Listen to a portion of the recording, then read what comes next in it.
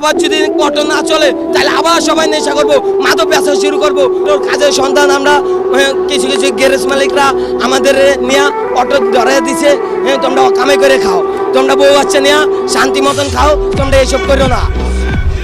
আগে নেশা রাস্তাঘাটে চুরি হইতো, ডাকাতি হইতো, মানুষের ওটা ছিনতাইগিরি হইতো। এখন আছে ওগুলা নাই, ওগুলা একটা টোকাইও নাই এখন রাস্তায়। এখন কোনো বাংলাদেশে বেকার নাই কাজ পায়া। সরকার এটা নির্দেশ দিছে দেখে তো আমরা সবাই কর্ম করে খাইতে পারছি। আজকে এই যে আবার বন্ধ করে দিচ্ছে, আবার সবাই রাস্তায় নেমে গেছে। তাইলে এটা কি হইলো? আবার জনগণ রাস্তায় নেমে গেল, আবার শুরু হয়ে যাবে আগের মতো। নেশা নেশা আবার ধরবে মানুষ। আগে মাদক ব্যস্ত, জায়গায় জায়গায় মাদক ব্যস্ত, এখন এই অটো পায়া মাদক ব্যবসা বন্ধ বন্ধ। এখন আবার যদি বন্ধ করে দেয় অটো, তাহলে কেউ মাদক বেচবে, কেউ চুরি করবে, কেউ ডাকাতি করবে, কেউ পকেট মারবে, কেউ বাসের চালনা দেওয়া মোবাইল ছিনতাইগিরি করবে, এইসবই হবে আগের মতো।